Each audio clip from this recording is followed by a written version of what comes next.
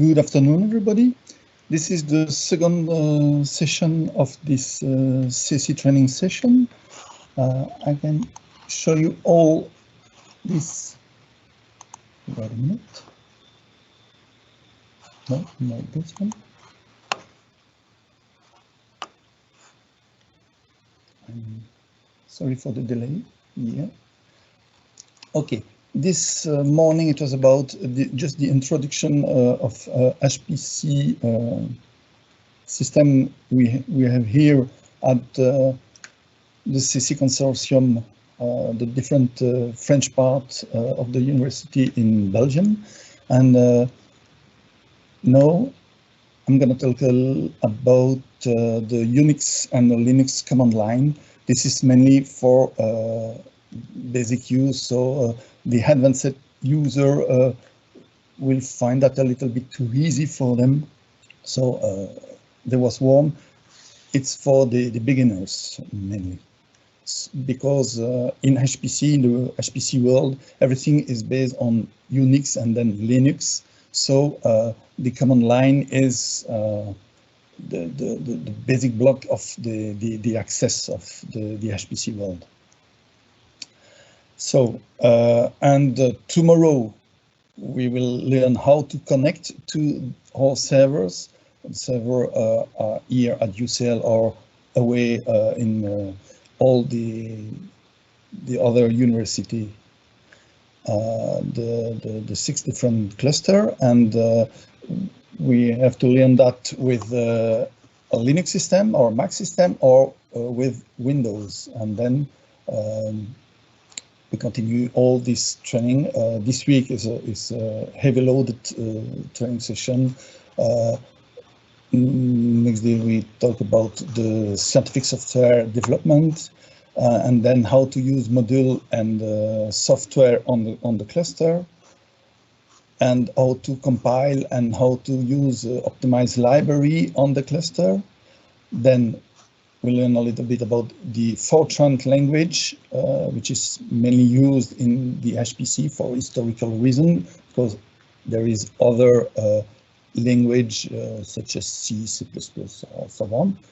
But big projects are built with Fortran language.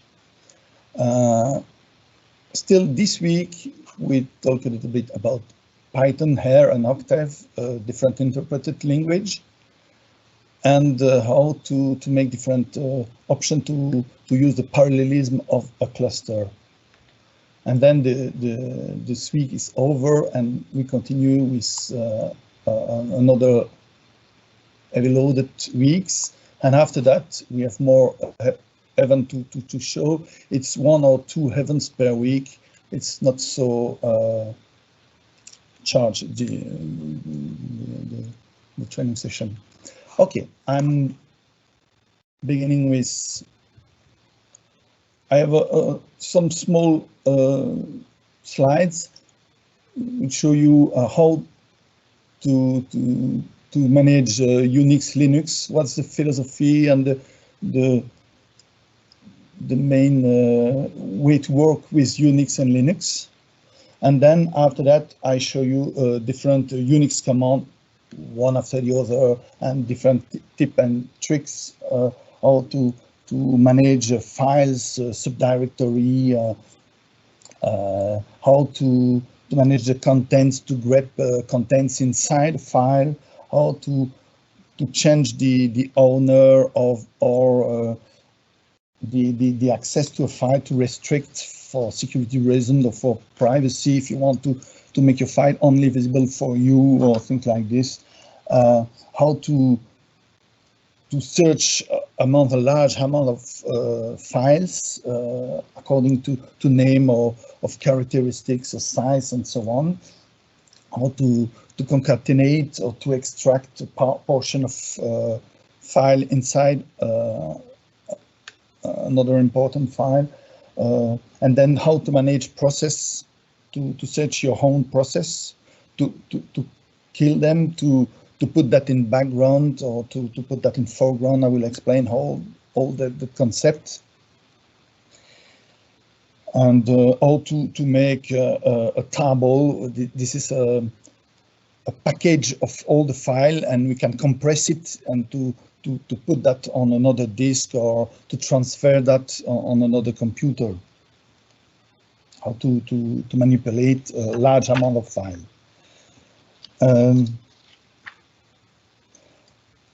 So shortly, just for an historical part of this, and because this is a little bit funny, the history of Unix. Then I show you the philosophy and different feature. What's the GNU project with the GPL license? GNU means GNU is not Unix. This is a common joke in the Unix world. It's abyssal loop, forever loop. There are different Unix distributions, so you can install that on your own computer if you want, or use that as an image and run that on your Mac or on your Windows personal computer. And what's the shell? How to manage the file system structure, the different directory, how to sort file, and what's a symbolic link if you want to spare the space, but to have the file available at different places. What's the access rights of a file? How to change it? How to manage it? And the redirection of the input and the output. The pipe is something you use. We take the input of one instruction to put that as the output of one instruction to be used as the input of the next instruction in one step.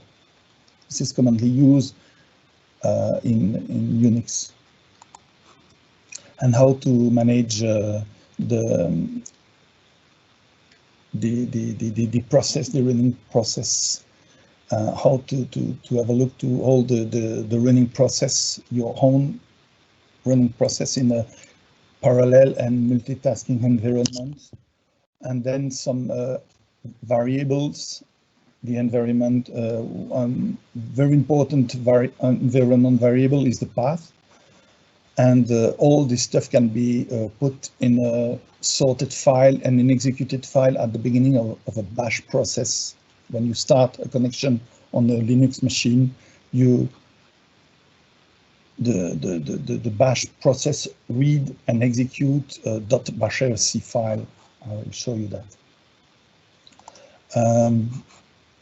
It's less important, different text editor, but you have that. So I begin with the small introduction and what's the history. So the Unix is 15 years old already, beginning in the 70s with AT&T Bell Labs. And Ritchie is the father of the C language, and he created a small BSD language. And Unix is a joke because at the time there was an operating system which is called Multics, and they want something smaller, something more easy to manage, and they call it Unix instead of Multics. Then I begin with the jokes. And there were two main families in the 80s, the BSD and the System 5. System 5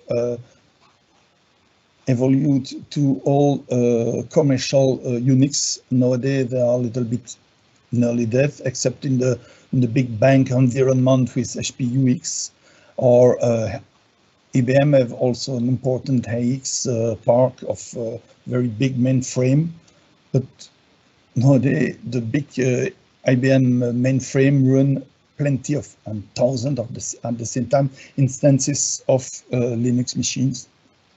So you see, and what's funny also to know is that in fact macOS 10 is a Unix system, is derivated from a next step in the 70s, in the 90s, and then it evolves to macOS. And if you use it not just as a graphical system, but you open a terminal in Mac on a Mac machine, you will see that it's Unix And for the developer and there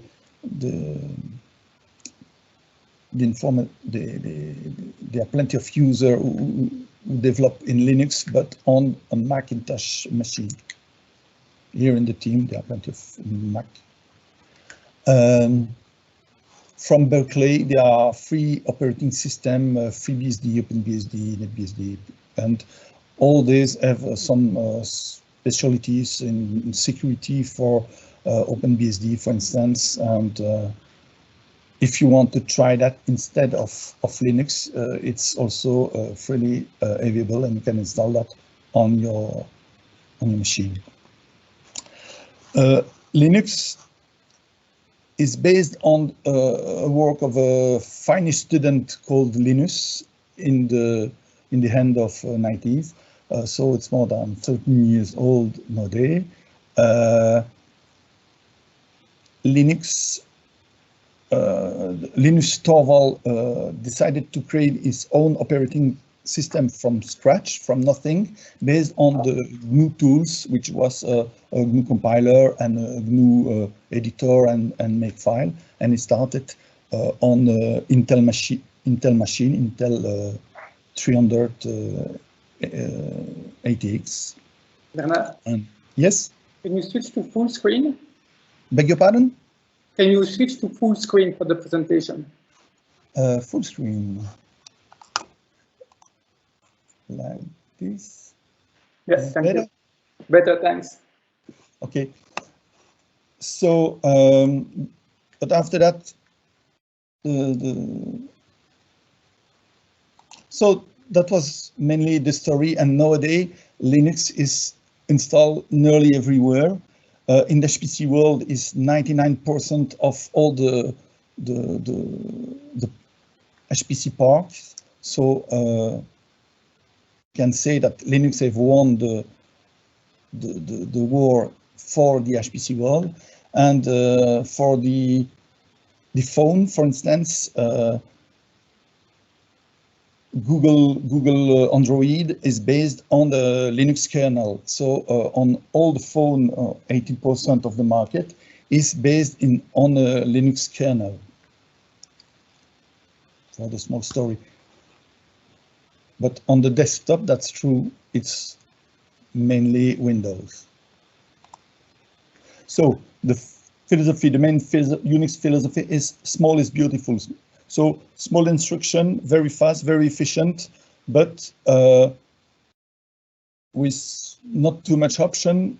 But when we put the Lego piece together, we can make things more complex and more specialized. So each things do his job very well, must be efficient, and also one characteristic with the Linux world is that you are not captive to a specific interface. You can choose what you want, mainly KDM, GNOME, whatever. There are plenty of graphical environment. And there are different layers based on the kernel. So the kernel attacked with driver the hardware devices, and then upon this there is a shell with the text mode layer. You type instruction directly inside a shell. And it exists also a graphical environment, which is called X window, not Windows. This is the graphical layer. So it's of course multitasking, multi-user. So on your own small computer, you can put plenty of users which can access to your computer at the same time and work. And due to the fact that nowadays even on small laptop the processor are powerful, it will work, and it can be different job, different user working on your small computer at the same time. And of course, it's secure. That means that there is an administrator which have different, a more important right, the right to access to specific file, right to remove file, the right to install software, to install devices, and of course network is present.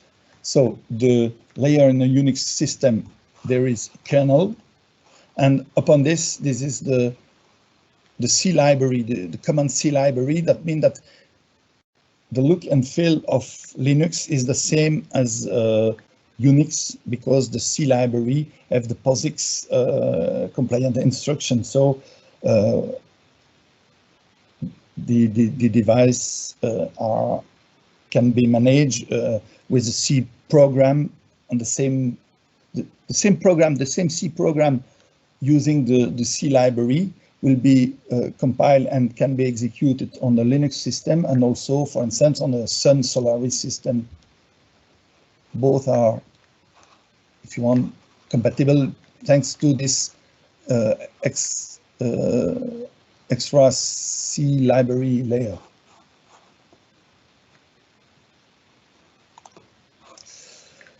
I said that GNU is not Unix, and plenty of software, and we already talked about this in the morning. The GNU compiler is the most common and most used GNU C collection with the C, C++, GNU Fortran, and GNU Java compiler, and plenty of GNU projects, the GNU Makefile, and in the at the UCL here, the UCLouvain, there is a big project in the abinit.org. You can have a look. It's developed under the GNU public license, the GPL, and so this is one example of a GNU project. So it started with, I said that, and Linux Torvald used that, a C compiler, a Makefile, a make, and a small editor. And there was no, of course, kernel at this time, and so the project of Linux arrived just in time and were offered to the open community, saying that, yeah, I've done this, and everybody can improve that. But one restriction to this GNU license is that when you make something, when you make an improvement with the GNU code, with the code under a GPL license, you have to provide your modification to the community. That means that it increases with the freedom and the ability to see the sources of this project. So this is the free software, the freedom to run, the freedom to adapt to its own needs, and the freedom to redistribute the copies, and so, and of course the freedom to make money, in fact, with that. For instance, Red Hat is the most and the biggest Linux company. It has been backed by IBM recently, but when you make a new operating system, a Red Hat operating system based on Linux, it provides all the sources of this operating system, and we can use this project, all the sources of the Red Hat project, to recompile it and to create another distribution, which is called CentOS. And CentOS is one operating system mainly used in HPC world, and here on the CC cluster we use CentOS operating system. I talked about the GNU public license. You can have a look to this license, and the work based on GPL are GPL2. Of course, this is what I send. Okay. Linux, created by Linus Torvald, based on the GNU tools. And this is why we should not be told about Linux, but about GNU Linux, because Linux is just a kernel, and all the software and the environment upon which Linux is based is the GNU. So GNU Linux, but it's admitted that we call it. And there are plenty of different Linux distributions. Nowadays, this is, for instance, Ubuntu. Ubuntu is often used on for personal use on laptop, on desktop, and SUSE is a German company. Red Hat and all the derivative. Fedora is another distribution upon which Red Hat is based. So it used the community work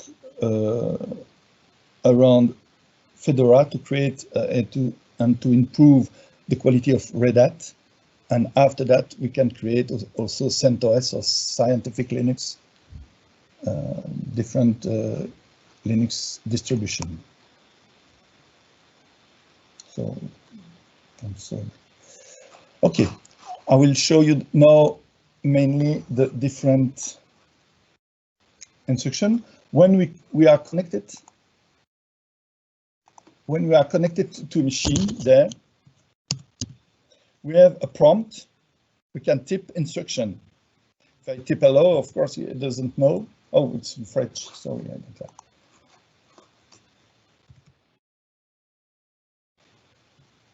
Not fun.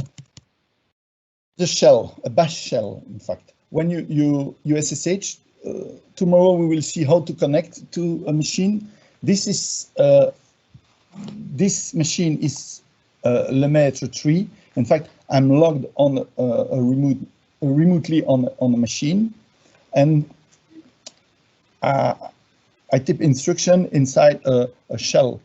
A shell is a program who manage the input you type on the keyboard and to execute at the end when we return it.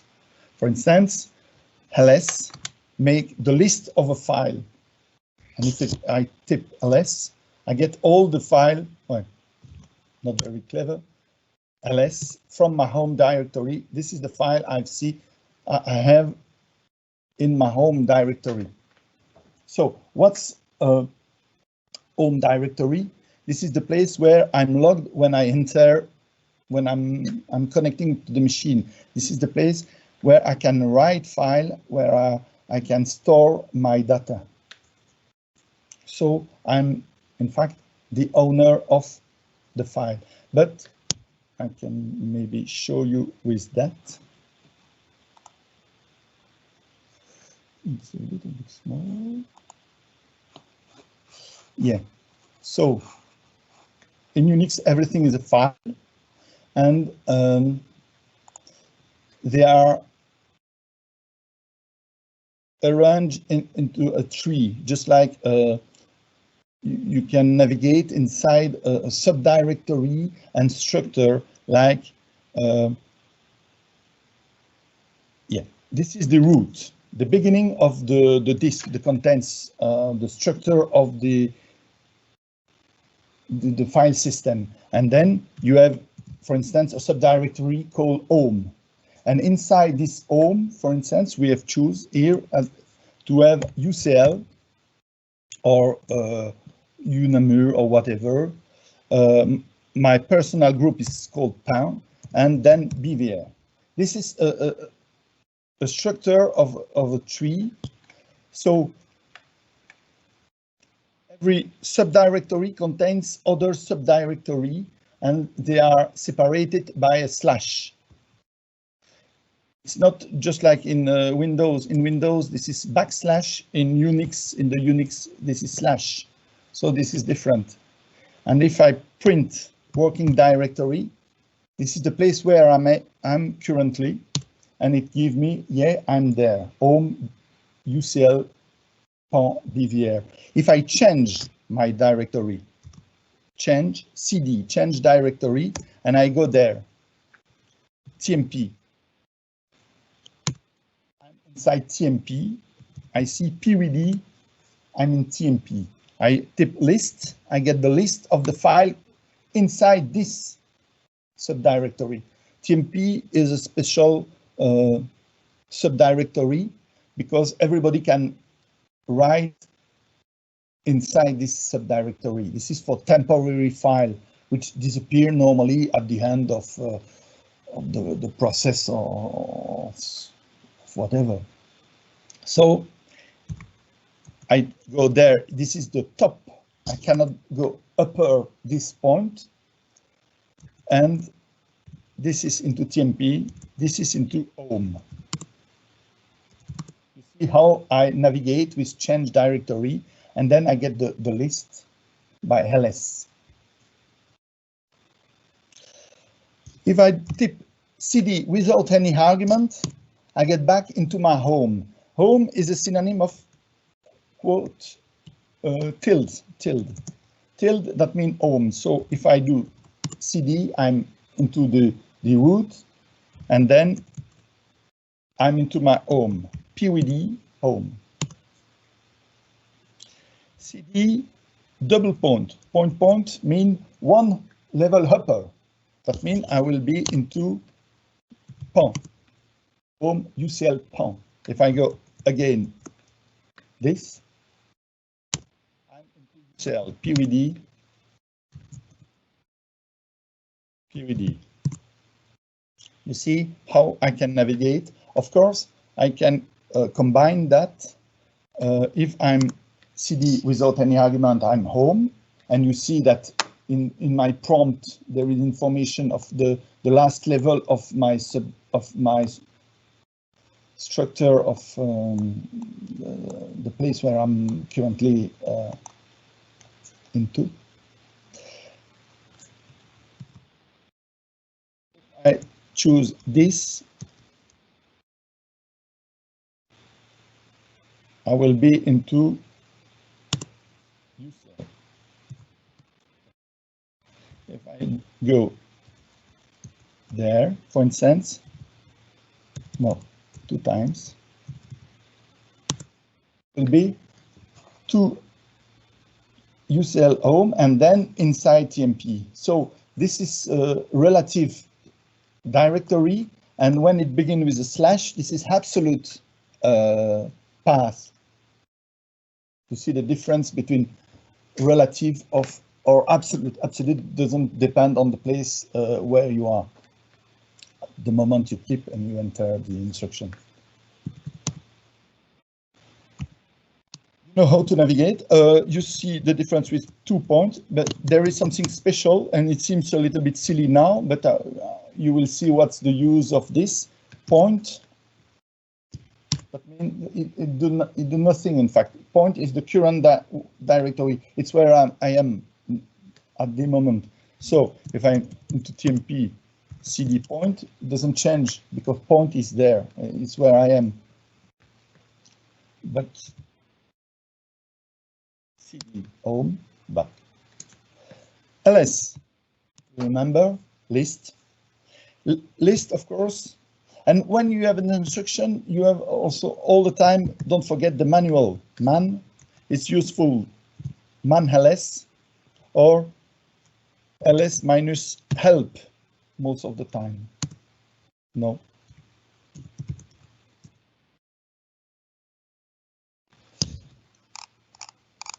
You see plenty of arguments you can add to all the option can be used and combined to get what you want more precisely. For instance, ls minus l, that means long. And with that, I will see what that means. The information about the permission of the file, the owner of the file. Sometimes it's root, that means the super user, because I'm putting things belongs to root inside my home directory. No, normally it belongs to BVR, and the date of the file, the creation date of this small C program, the .c is not mandatory, and it's not like in DOS when you put dot and three letters specifying what kind of file this is. This is not mandatory at all. You can put what you want at the end of a file, but for easy of use and by habits, we add .so, .zip for a compressed file, and so on, .out for an executable, and so on. So, but .text for a text. The color is added by some extra argument of ls. If I type ls minus t, it's sorted by time. But if I don't add long, I don't see the difference. This is the oldest file, and the newest file are just there. If one things I use quite often is the reverse, the sorting of the date. So close to the prompt, you have the newest file. So if you touch, for instance, touch, and it means that you have an access to this file. I touch this one. You see the date, it's December 3 last year. Touch test. Oh, it belongs to root, bad example. Touch the hello.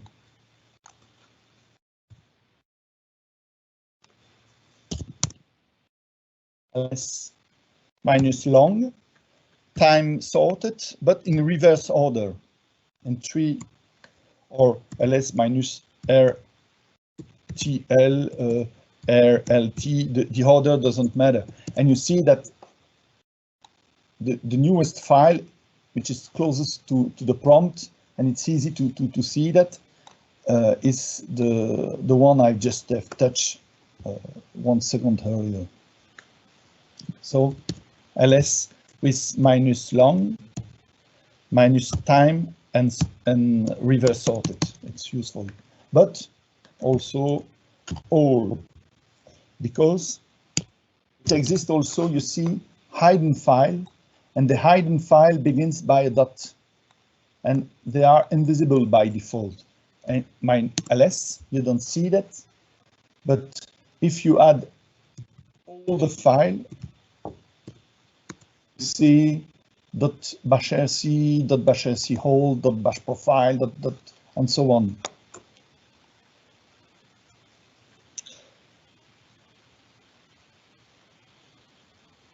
So if you don't want to see a file by default, you create that with a dot at the beginning, and so it's hidden except when you had -a.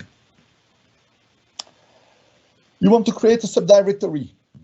You are inside your own directory. You see you are at home. Make directory. Oh, new.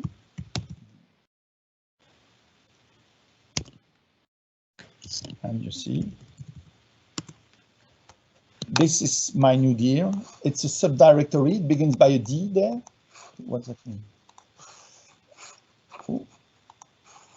-d, and you can go inside this subdirectory. Something useful to tip when you are with a bash is the tabulation.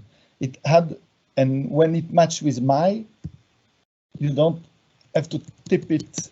You tap mi tab, and it continue that for you, because this is the only one matching mi. If I make ls tab doesn't move a second time, you see that you see matching with the h. This is hello.h and a directory called hdf5 and so on. So cd my new directory. Of course, ls show that it's empty. ls minus a, you see special the current point or the upper layer. So if you go there, you go one level upper. I want to put something inside this. I can use cp. cp. This one is from my home directory, and I know hello, for instance, hello. Point, that means the current point, where am I? And in one step, I've copied the file there, hello.c, which is there into this subdirectory.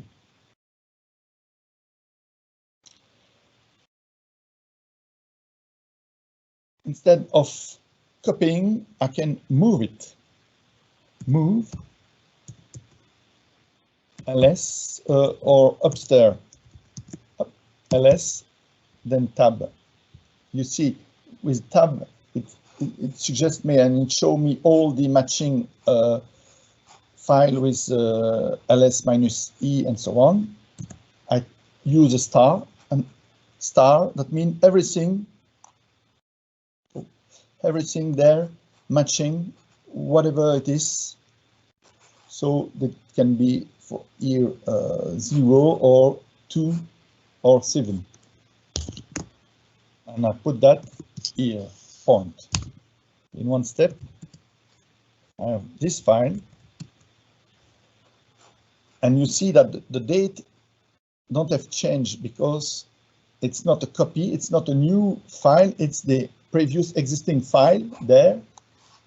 I just have moved it into my new directory. So if I remove it, I lose it. I don't know what's the content of this. I can remove. I can remove it by rm. Take care of this. It can be dangerous because there are plenty of arguments. Also, just like ls. And some arguments are very dangerous. For instance, minus recursive. That means that if you are into your home directory and you choose rm, for instance, this, you remove everything. But if you use with this is very dangerous because you remove everything from the place you are, or rm tilt. You remove everything in your home in one step. And if you do that, remove also the directory, the subdirectory, and the contents of this subdirectory. So you clean up everything. So don't mess with this. But if I do that, rm, everything with .c, it will match only those 4 files, not .c, because there are nothing after that. See. Oh, of course, there are security guard with rm. It's alias asking with an interactive argument minus e. It asks you, are you sure you want to do that? But I will do that. For example. Yes. Ah, it's because it belongs to root. This is why. Of course, it's protected. It's inside my own directory. I'm the owner of this, so I can manage the file. But it advertised me, yeah, those files were protected because you are not the owner of this file inside your own subdirectory. Should I remove it? Are you sure? Yes, no. You said yes, and they are removed. So rm, of course, you remember rm minus help, just like rm option and the files. Force, the prompt if you are sure that you want to remove it, or recursive. This is what I said, -r. It's a dangerous instruction. Those are synonyms, so you can use -r, -R, -recursive. This is the same. Remove empty directory. Yeah, if I create a directory,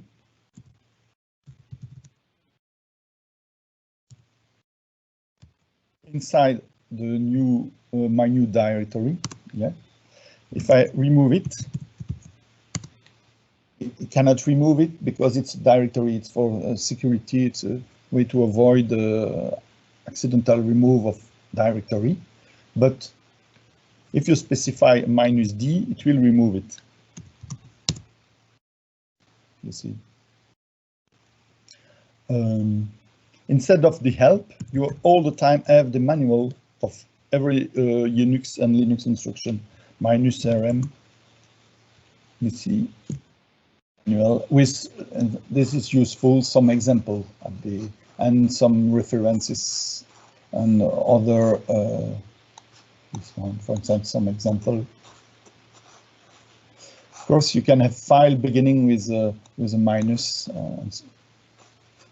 This is explained how to remove that.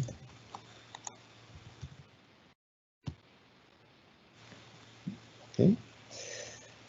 So we have ls cd and make directory, print working directory, cp, move, rmd, rm -rf. So if the directory is empty, -d will remove it. If I create it, make directory dir 3, for example, because it's the only one. The other one is removed. cp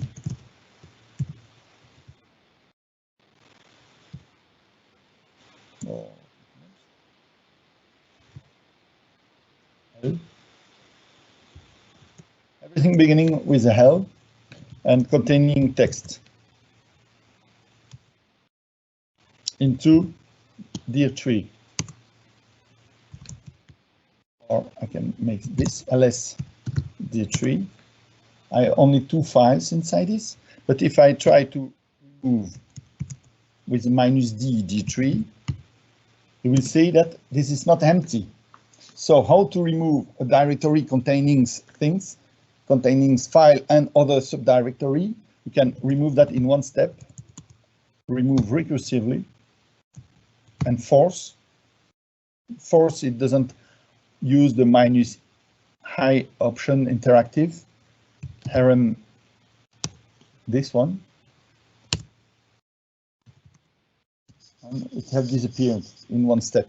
So take care. We make a backup of your data, but it runs, and we do our best effort. It runs every night.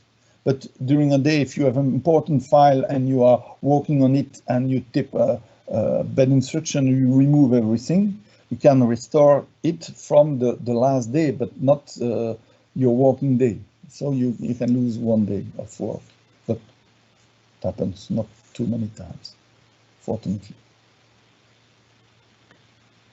So this is how to manipulate files. And now I can have a look to the contents of a file. How to see, for instance, who is there? I see there are plenty of users there. If I put that who and I redirect the contents of this into a file called w.txt, for instance. ls -long. I see the size of this 2 kilobyte. Oh, I forget to specify one instruction that we often use with ls -human readable. It's more easy to understand the size of a file with human readable of course long. It gives you in kilobytes there, cancel. but also, where am I? Well, ls, for instance, minus human readable minus L, it works also. Everything inside my home directory. Oh, no. There. You see that everything is written in a way you can understand it very easily. In kilobyte or in, I don't have example of megabyte, small, no, everything is small there. But S minus L, good. Kernel. This is longer.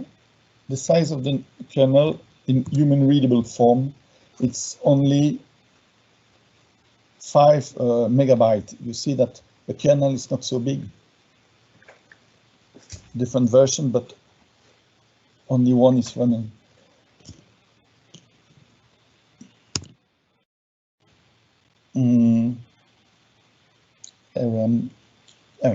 So I've created a file. I can see the contents of this file.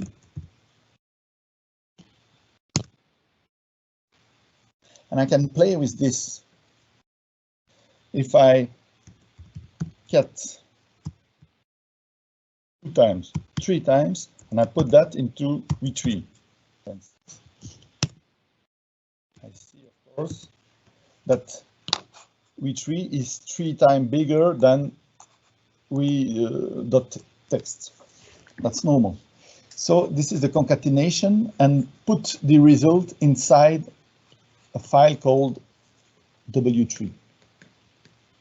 And if you count the number of line word count of this,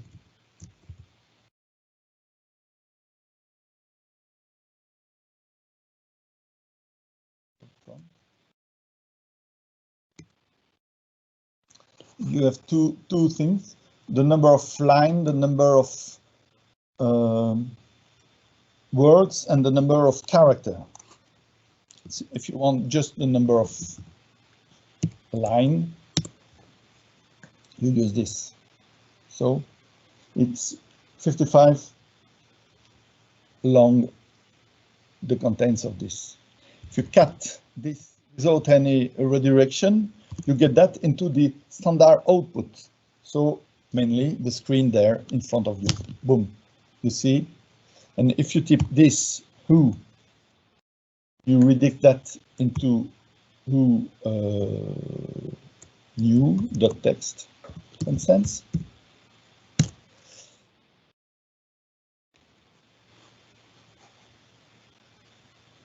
Why is that 2 times bigger? Surprising. Can have the difference between W and WU. And you see in 4 minutes of difference, the size it's nearly twice. Surprising. This is the information. Oh, it's not sorted. Yeah.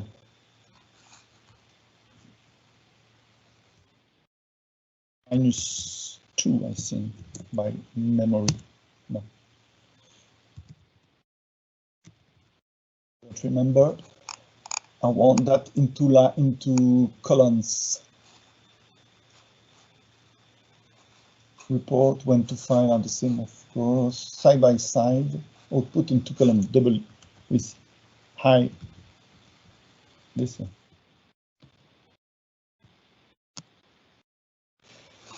One column and the other column there, and you see you can have a look and in one line to see the difference between one and the other.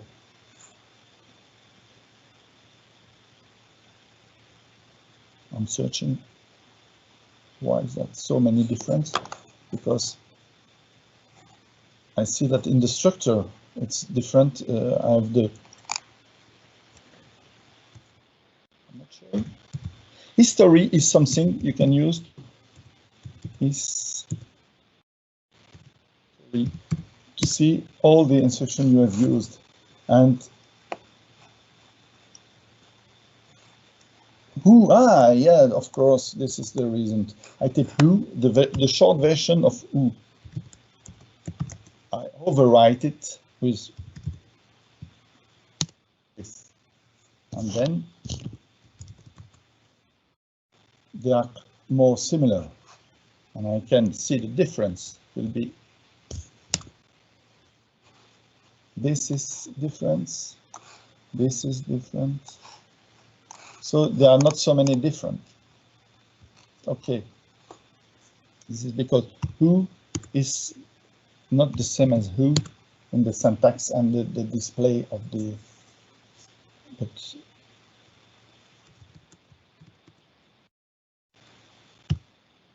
who is logged inside a machine currently.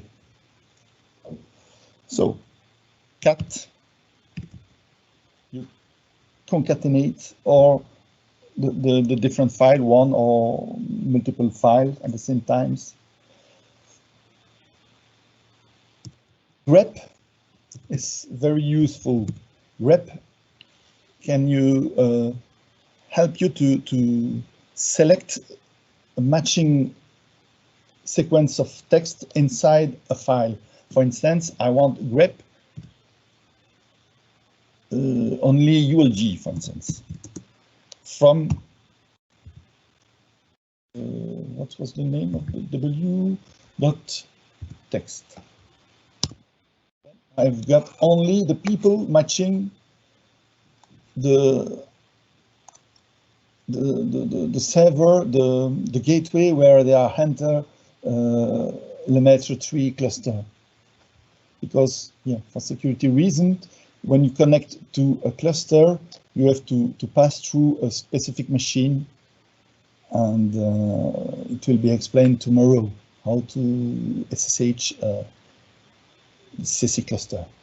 And you see with grep, it match only, and you with color you have an line of this matching. Grep email dot text, only one.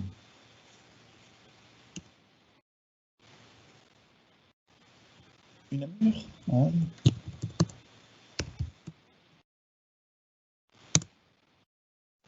Oh, bad example.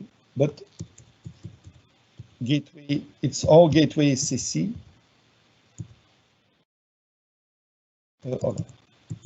CC.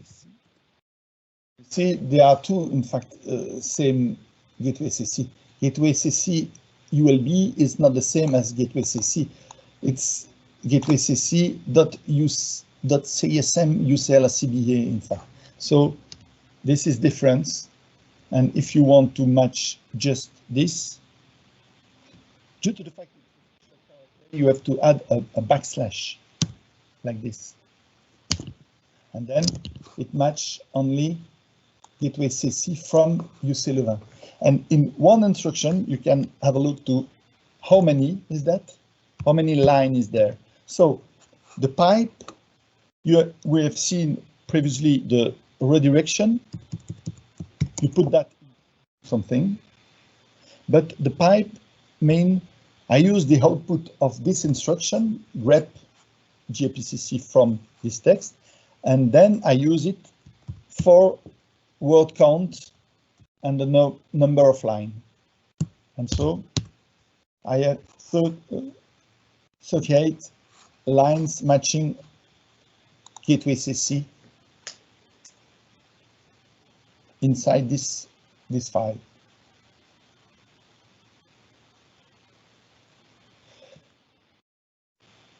There are plenty of arguments with grep. Grep minus he is often used. In your case, that means that doesn't matter if it's a capital letter of a small. Minus v is very interesting. If that means everything except this. So grep -v, or I can use that by the arrow to get back to the previous instruction. You remember I have these lines, and so if I had -v, I have everything except ULG. Of course, it's long. I can combine this in that into quote. I want ULG, but also ULB. It's egrep, extended grep. Sorry. And then also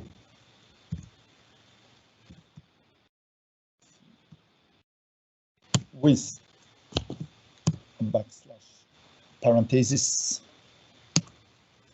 I have only those lines. Complete name. I don't know why this guy is using the complete name, but it's okay. From Hunamur, FUNDP, they are user from this. Humans 1 and 2 times this one, and this is myself here. So you see, -v is very useful. Everything except, and into quotes, you can match this or this or this. As of reverse that begin and this.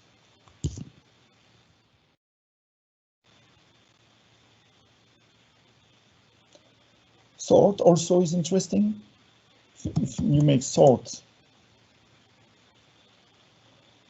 the contents of this text, it's alphabetically sorted. You see sort there, A, B, B, B, B, B, C, D, F, so on. But sort minus reverse. See the A close to your point, and the Z at the end, at the beginning, there up. Can make plenty of sort. Saying that you see 1, 2, 3, 4, 5, 6. You can try to sort on the sixth argument, -6. Oh, what's this? See. No, minus SON 6.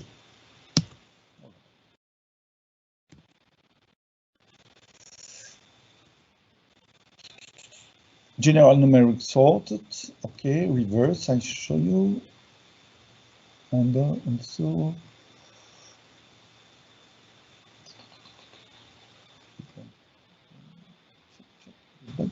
K. Ah, yeah, key. Minus key 6, I think.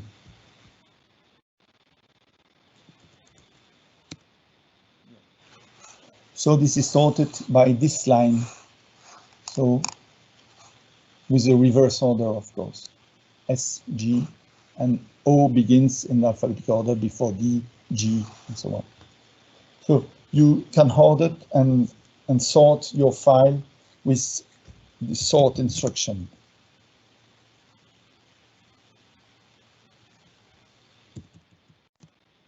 When the file is very long, you want to have just the end of this file. This is the tail of W. Of course, when it's by default, this is 10 lines, but if I select I want only 2, I get the 2 last contents of this file, or head,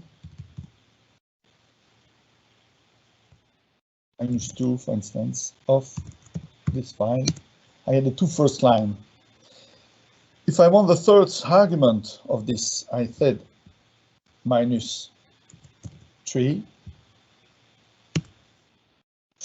and then I use the pipe And with the output of this, I want just the last one. And that means this is the third lines of this file in one operation. Remember, small is beautiful, small pieces of Lego put together to make things different, to combine it for your own use. Now I'm going to talk about the access right and the permission of a file. If you see, I'm the owner of a file, BVR, and the group is also BVR, this example. And this is the permission of the different file. And the way to remember is to use the UGO concept. That means the user, the group, and the other. And all the time, execute it, read it, write it. If I do that, for instance, change mode,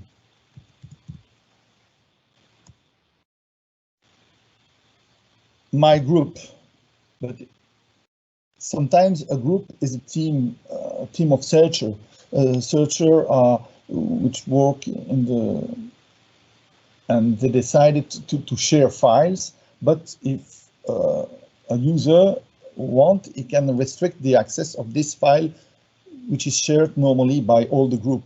But in this example, I remove the read and write permission of this file.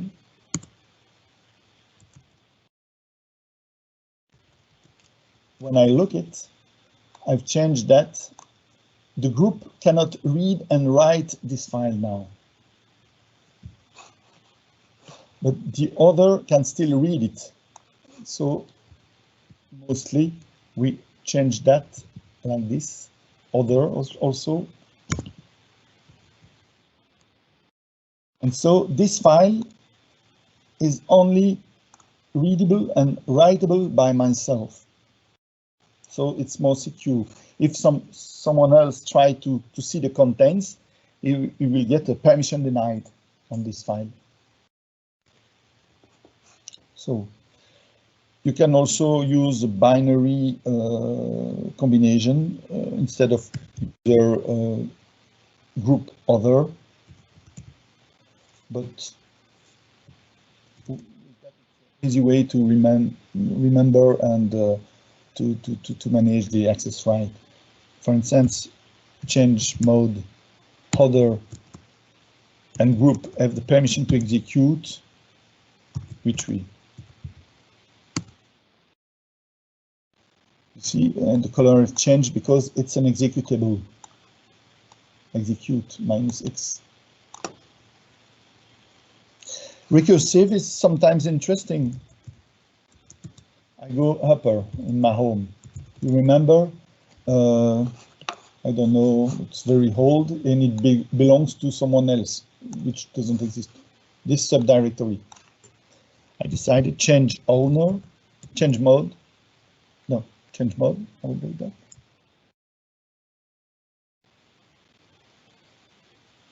Change mode. Other group minus read, write, execute. I want to make it private for me, but I had this option recursively for PVM3. You see, it's operation not permitted because I'm not the owner of this file. It's someone else. It's a number, it's a user, it doesn't matter, but it's not me. I can change owner and force it recursively. I want that belongs to BVR. I can do that because I am not the owner of this file. So what I can do is where is that? PVM3. Enfin.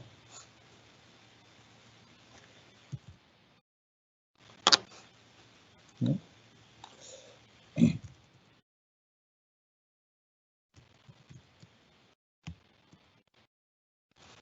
You see, PVM3 owned by someone else. I can make a copy of it and then destroy it. That's a way to do that, for instance. Or, but I think that this file is not very important. In fact, I should have choose someone else to show you. Yeah, this one. No, or this one. I'm gonna play with this instead.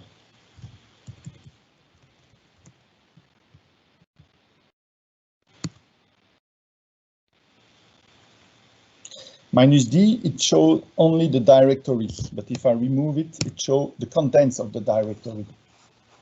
So you see that, you see the permission and change mode, or the minus recursive, and I don't want the other to read it and to write it.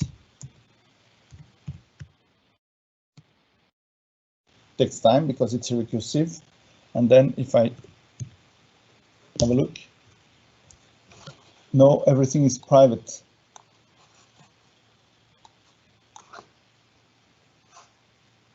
It's -R.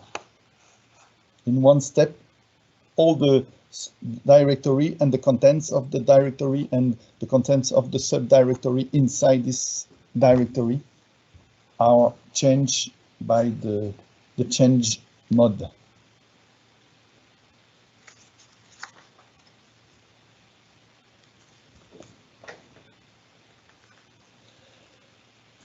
Find is an easy way to find files.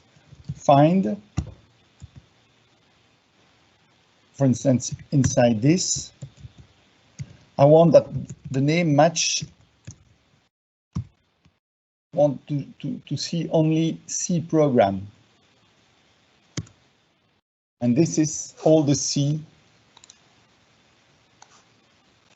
If I choose -H, I will show only .H program.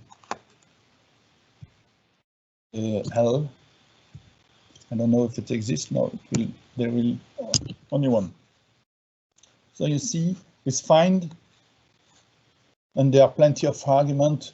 Instead of -name, -time, it will show you only file accessed since 5 minutes or whatever. There are plenty of options with find. You can have a look to the manual of find. What a pleasure. You can restrict the deep of the subdirectory you want to search. You want to max depth or min depth, restrict that. And you have plenty of tests. File bigger or smaller than this, matching the access time, the file status have changed since how many minutes. So it's an easy way to recover file which have been modified since this week. What are the file I've changed? In one step with find, you can discover that.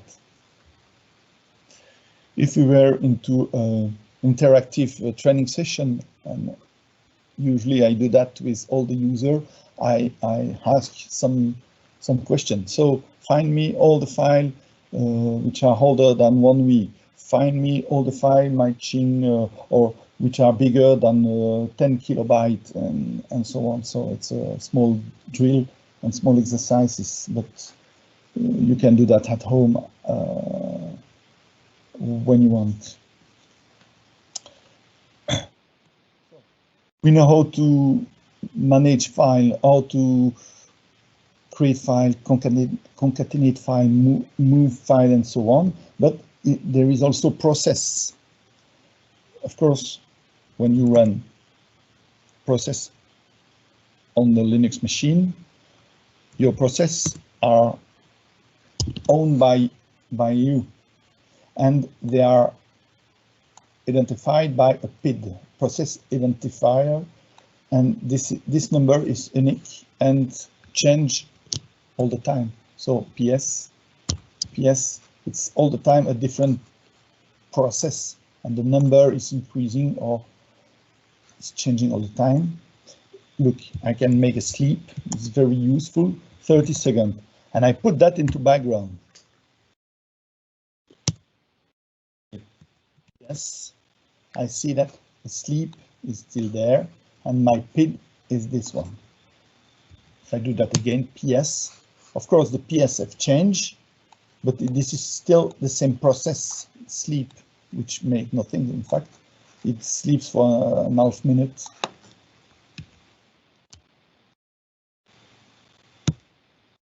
It will disappear normally in small time.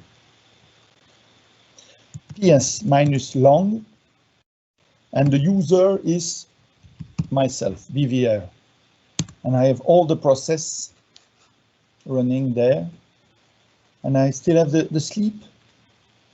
No, it said that it's down there. I get a prompt back saying that the sleep is over. So I do that again. For instance, sleep 1 minute bigger. And still in background, that means give me the hand back directly. The process is there. Yes, you see, this is the process there. If I show all the process belonging to myself, to BVR, I see that sleep is there. The TTI, that means where the terminal and my UID is this one. This is myself. This is my user identifier, the process identifier, and the parent process identifier. That means that this is in fact the parent, and the parent is this one, this shell.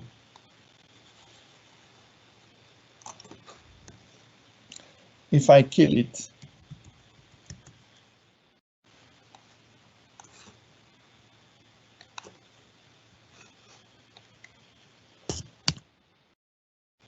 oh, it was finished. Just I was just too late to kill it. 1 minute is over before I wanted to cool. When I kill it, it's okay. The process is terminated directly. If I try to kill process belonging to someone else, it will not be doable, feasible. PS minus long, and everything and full instruction.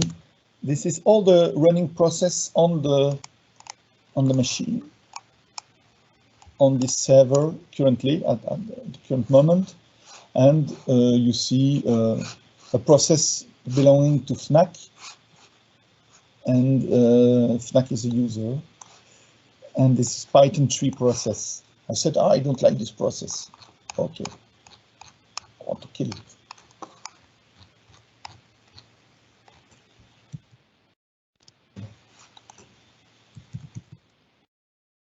At the prompt, it's not moving. What's wrong?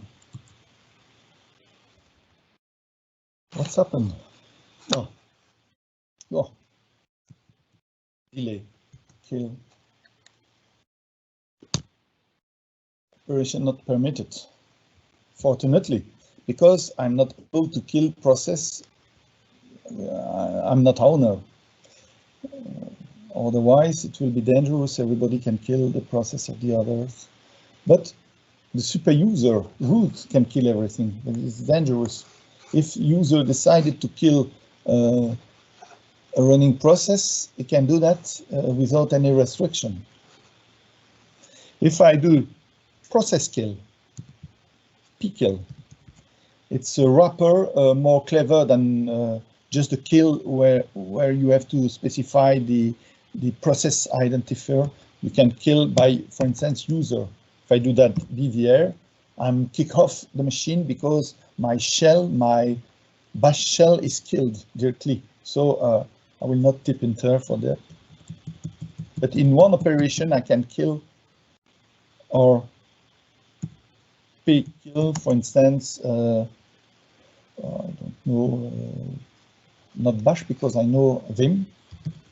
It will not be okay because I don't have process. It's Coquelet who is the owner of this. So you will say that operation not permitted. All the vim process, all the vim process are there on the machine. Then make it like this, ps minus pipe grep vim. Of course, I have the grep. This is the grep of the grep. This one, grep vim match vim because it contains vim. And this is why is this yeah, vim. You see the pseudo terminal. You see the starting time and the owner there, and the state of the process, which is mainly sleeping.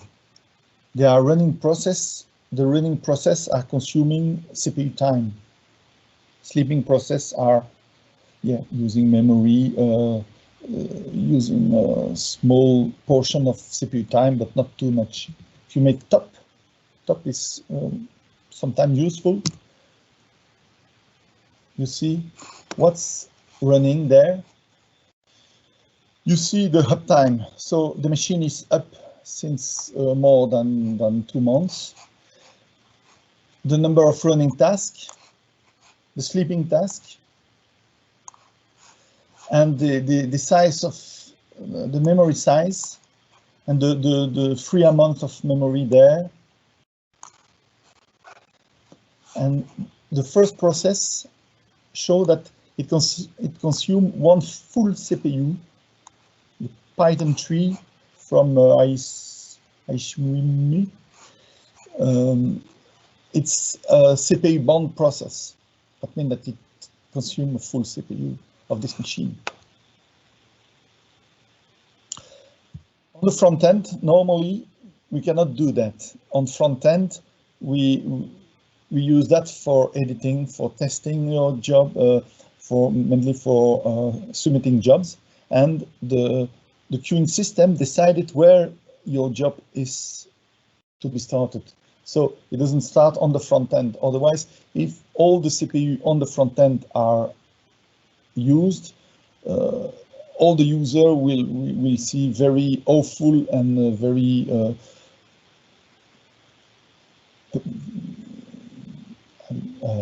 interactive session will be slowed down. You have seen when I tip something, it's not echoed to the keyboard, to the screen, and everything is slow. It's due to the fact that the front end is loaded, but it's not allowed. We don't allow that. There is a training sessions, of course, and it's very interesting, explaining how to use a Slurm queuing system, how to submit a job, not on the front end, but on the working node of the cluster. For instance, I can show you just one instruction, S4. Show you all the nodes and the node which are loaded, and there are idle nodes there. So UFC kill,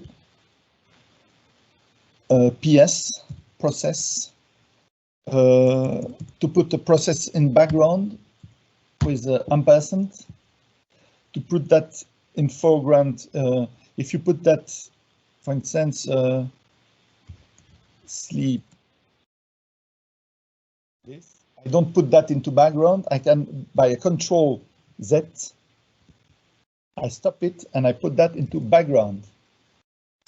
And then it's just like I have add an ampersand to the process, which is running there. And I've put that in foreground. I get back the sleep. I cannot do anything, it's waiting. Control C. I cancel it with a Control C.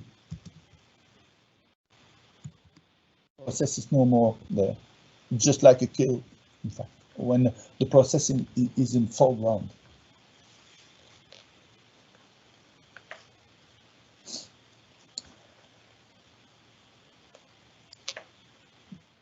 You want to know what's the size of a subdirectory, for instance? Remember, what was this? This one. I want to know the disk usage of this subdirectory. I can summary, get only the resume, not all the detail. I will show you the difference in a kilobyte, for instance, of this.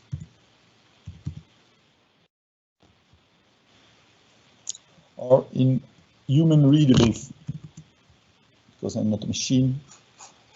This is 244 megabytes. This subdirectory is this size, big, not too big. If I don't put this, but I get all the detail of the size of all the file. And the sum, of course, give me the result at the end.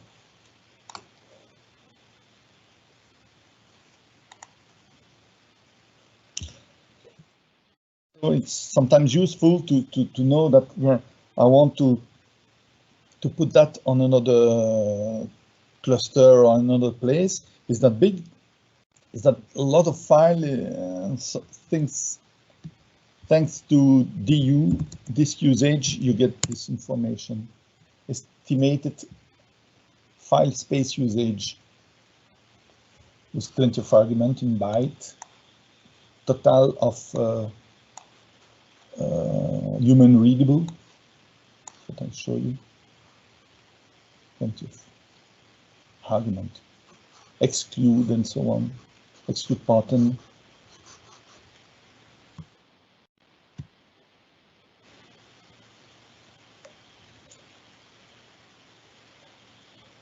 On your own space, so CD, you have a certain amount of space, but it's restricted. You cannot put a terabyte of data on this.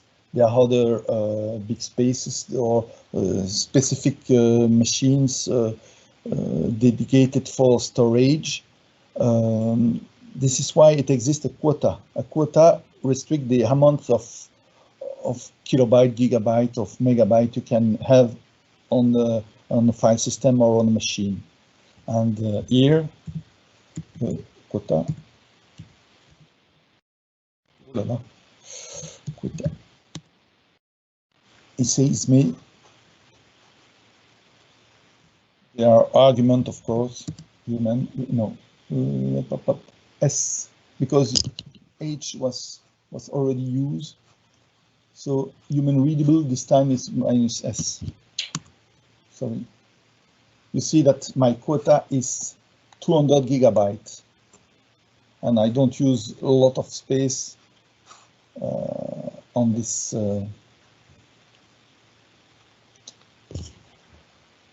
file system. So I still have a lot of space for my files.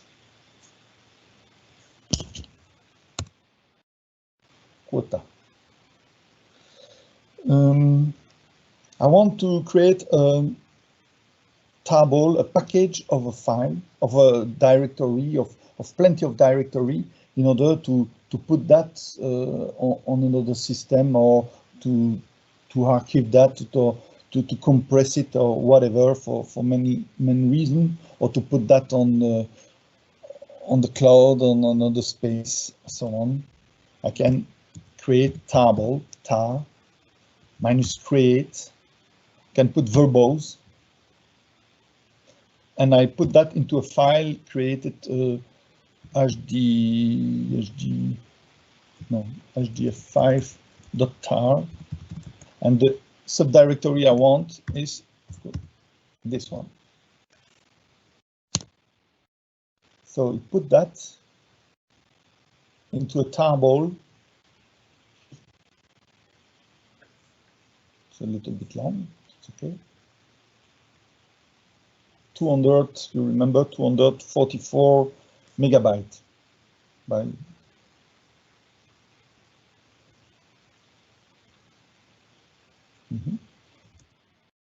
minus T reverse, and you see that there. See the size, how human readable and not machine. The expression tar is arbitrary, but so I know that it's tarball. And you see the size of it. It's a little bit smaller than the VU I have used for this.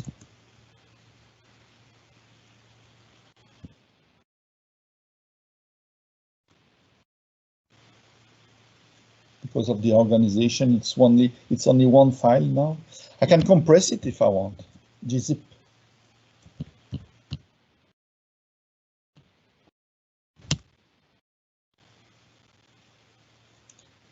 It will be smaller, it will be compressed.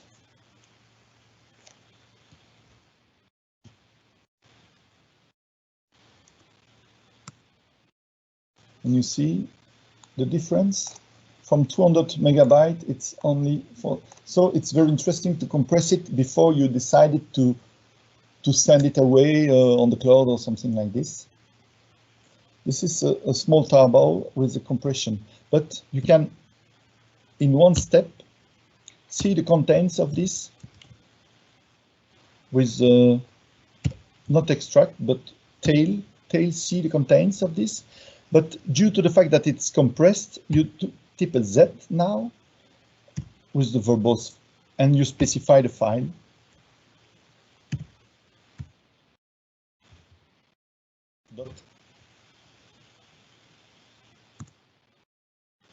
This is the contents of this compressed tarball. And you see with the minus Z, it's direct. You know that it's a compressed file, and so you don't have to unzip it before seeing the contents or extracting it. If I do, now I go into a new directory, for instance, or somewhere. What was still?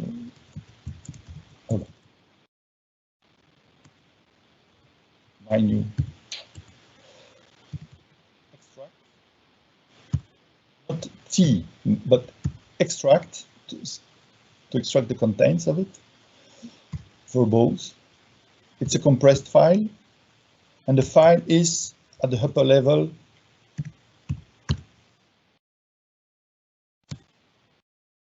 No, it's written on the disk.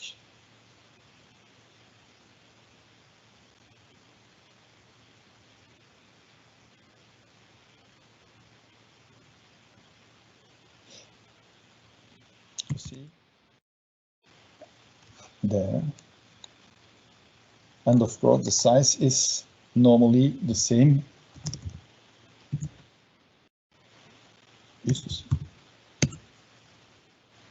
Back to normal, but I still have the compressed tarball there. So tar is very useful. It's how to manipulate archive tarball.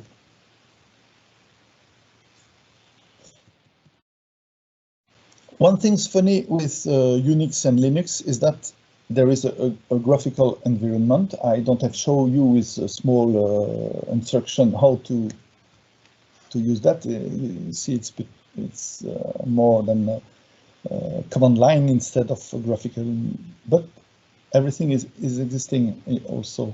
For instance, I want a graphical editor, an edit, or gedit, hello.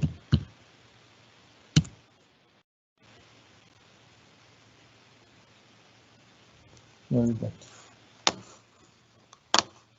Oh, it's upstairs. It's there. I want to move it. It's on my second. There. Sorry.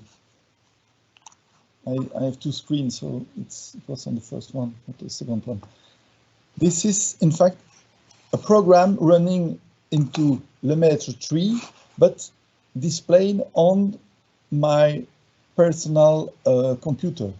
It's the concept of remote display. The server is running on my own computer, and the client is the editor. So it's not a process on my Windows machine there, but on the Linux machine, Lemaitre 3. And I can edit it just like a Windows and so on, save, search, and so on. And it knows the C syntax, it's highline. So I can quit it and I get back X. That's X clock. Oh, too fast. It's too small, I want to move. No, Control C, X clock, minus update 1, minus GO 3, for instance.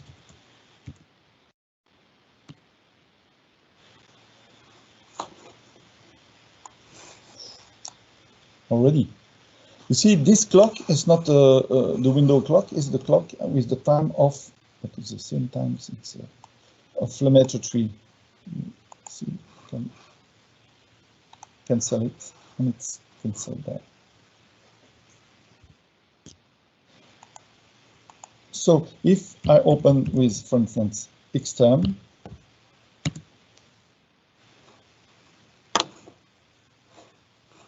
where is it? There. It's a little bit small, but I'm logged and I have a new terminal. But the terminal is directly an application running on Lemaitre 3, but displaying on my local screen. Of course, it's a little bit small. I can play with GNOME terminal, I think.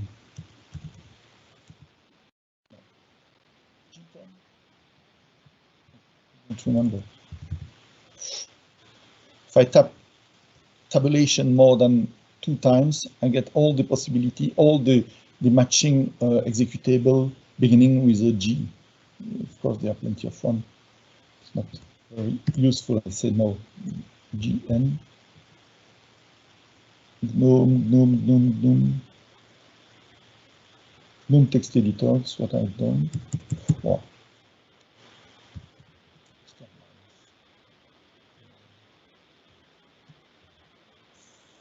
But I don't remember the argument.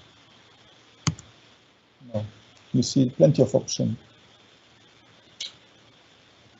Font name, or full screen. You can specify the size of the font and the color and so on. If you want to make beautiful terminal, you can play with that.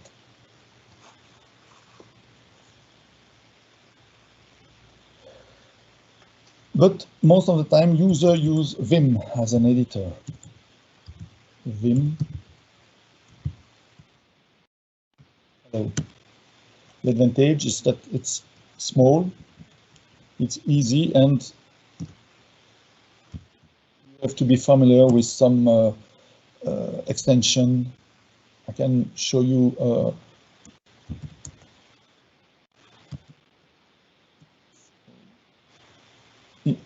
VI editor.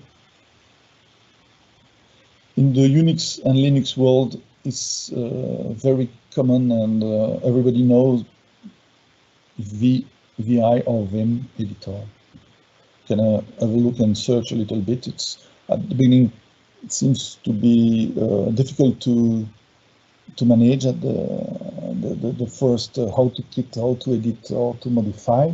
But with the habit, it's very fast, and you go faster than using a graphical environment and clicking save as, and so on. It's a question of habits. in 3 years of research, you will be familiar in the HPC world with Vim. I can guarantee that. Okay, I've shown you mainly all the Unix and Linux command line. Of course, all this can be combined into a script, a bash script. We will see how to create a bash script, but we will do that with Slum, and so some example will be shown during the Slum training session. I think that I will not enter into the details of how to create a script. I can show you one, for instance. It's the default bash rc bash resources, which is sources when a bash starts.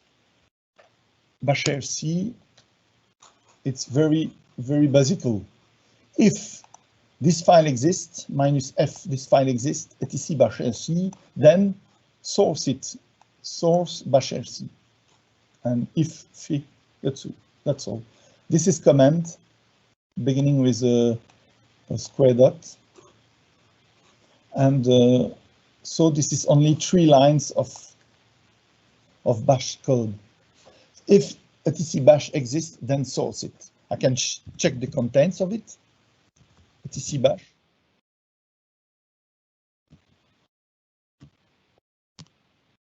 It's longer, of course. That you can have a look, but it's well documented, so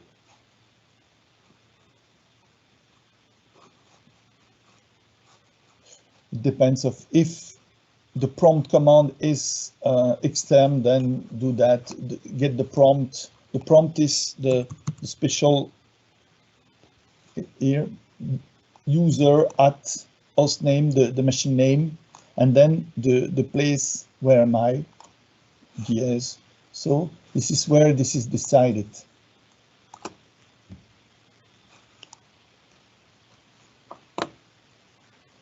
This is the bash rc, which source etc bash rc. I will not enter into more details, but after that it source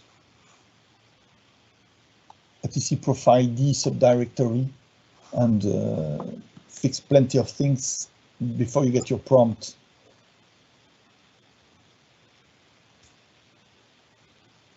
So the first time you logged on the machine, you will get a greeting message, the message of the day saying that hello, welcome to the machine. You are using this amount of data. You have running job, pending job, small information which are given to you at the beginning of the session when you connect to the machine.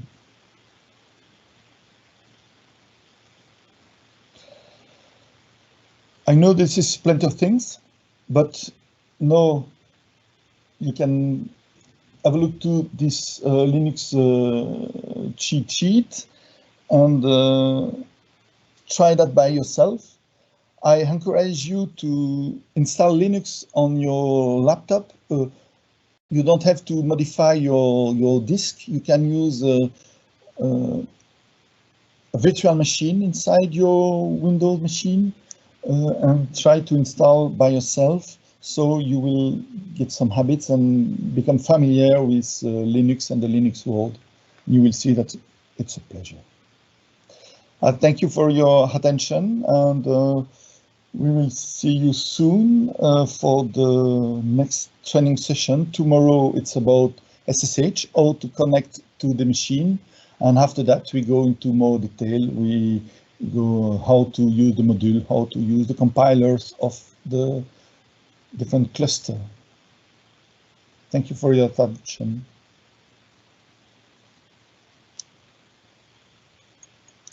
Thanks, Bernard. So we still have time for a couple of questions on the chat that Bernard will be happy to answer them, obviously. So don't hesitate to do that. If you want a certificate of attendance, you still have a couple of minutes to fill the survey on the Indico. And I think otherwise that will be well will be ready for tomorrow. But if you still want to have questions, if something is not clear, of course, you can rewind the video and look again after on it. But we can still use a couple of minutes to chat that you ask the questions, and then Ben, I can try to answer them live, or we will answer them on the chat if no one is coming, no question is coming in a couple of minutes. So then I will put you back live and also share your screen live as well.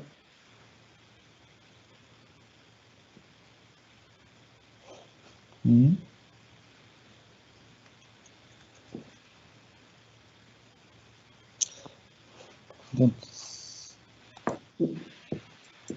Oh yeah, question there.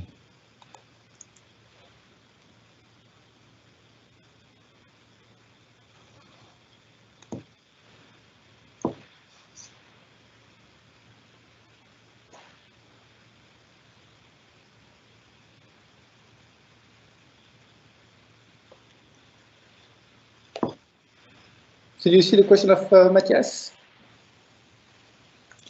I'm searching for that.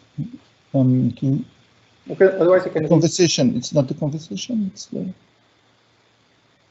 So he's asking, is there any software I should download for the hands-on part of the next few sessions, SSH and so on? The software. Yeah. He asked for what are the software we have to install on machine. Yes. I can suggest everybody to read the CC documentation, how to connect to the CC cluster. And if you are with Windows, MobileStem is a pretty easy way to proceed. So you can download MobileStem and install it on your machine, so you will be ready tomorrow to use that.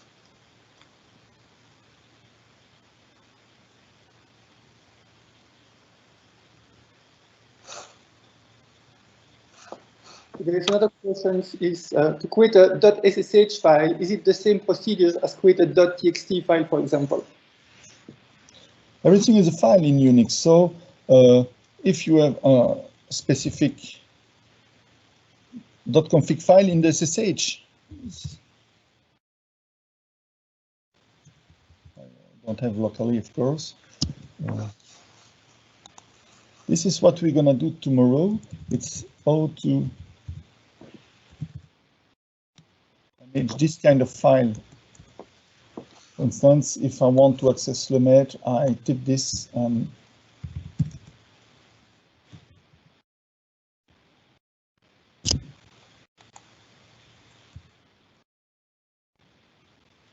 it will use this host name, this user, this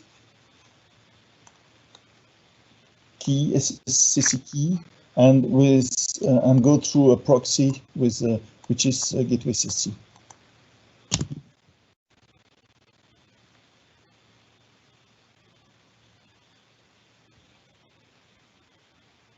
What's slow? Demo effect. Sorry, but it works.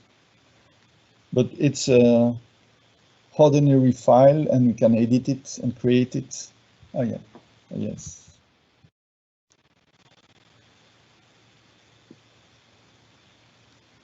Okay, I don't see any other questions. Still going to wait a couple of seconds. But thanks a lot, Bernard, and I guess we'll see most of everyone tomorrow. Thank you.